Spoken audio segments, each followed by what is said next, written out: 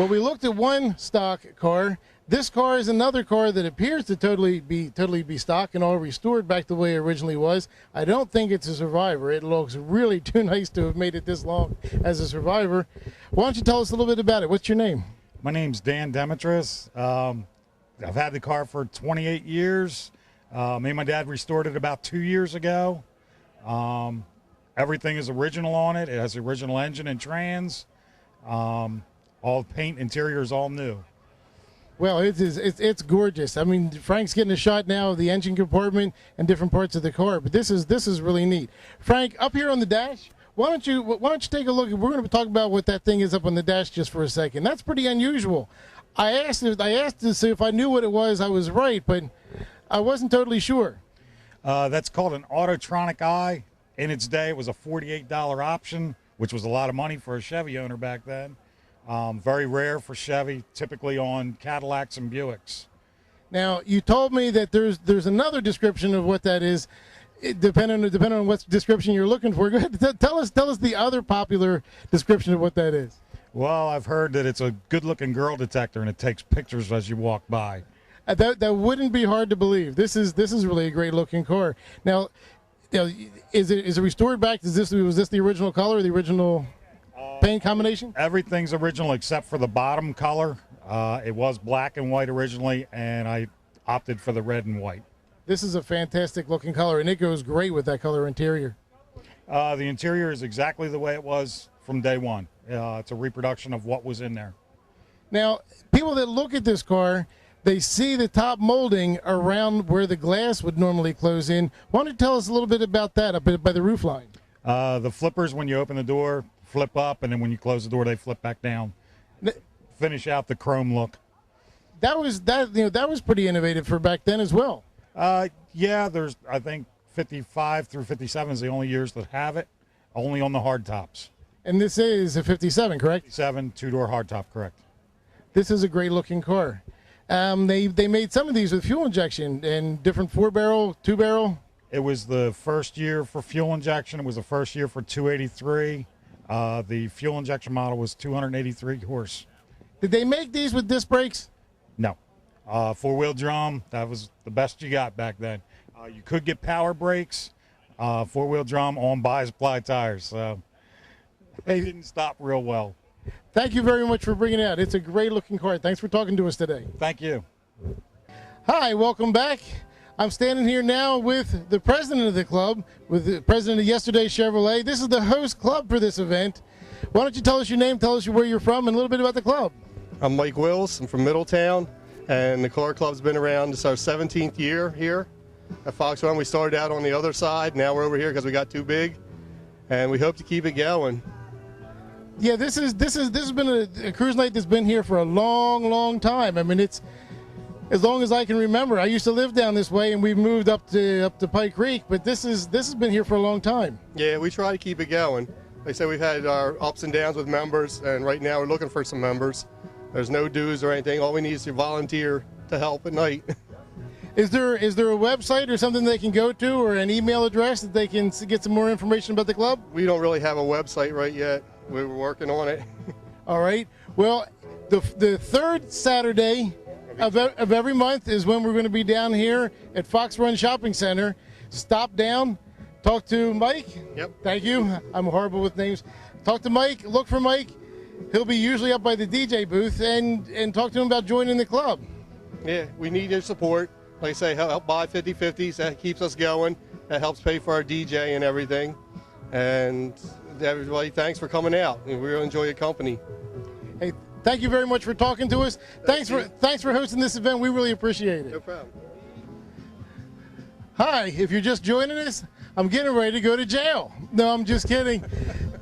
This is a car I've seen at cruise nights and car shows for a long time. Was this originally a Newport police car? No, it was originally a Texas Rangers car. I found it on the internet because Chief Michael Capriglione, who was the chief of the Newport Police, wanted to build a restored vehicle. And he showed me some pictures, and we went from there. It looks, I mean, this looks like the real deal. Not that I was ever in the back seat of one of these.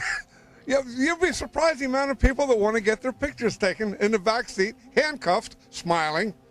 That's not happening, you know that. Sure. Now, I carry handcuffs. I have handcuffs in the trunk, for that reason. Matter of fact, the chief of the Delaware City Police, I was down there today walking Clinton Street in uniform because they have a shortage of officers.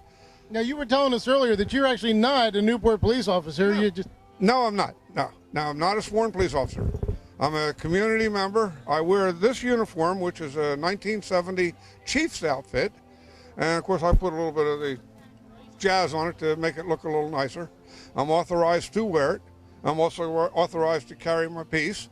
It's just something that I don't, what do they call it, impersonate a police officer? Sure. Now, looking inside, this looks like it's all equipped like it would have originally been. It has all the bells and whistles, sirens, all that.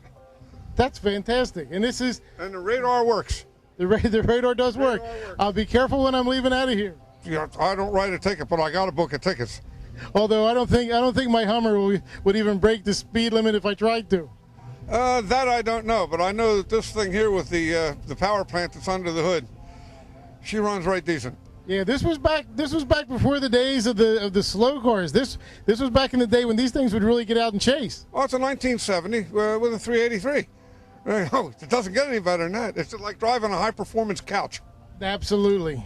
Well, thank you very much for letting us take a look at it and talking to us today. And I got all the rest of the stuff in the trunk. You know, the handgun, the with the unit that I got sitting on the dash, I can plug it in with my handgun, shoot out the windshield to the guy coming the other way, pull the trigger on that son of a gun, and I'll tell you how fast he's going because it coordinates it with mine.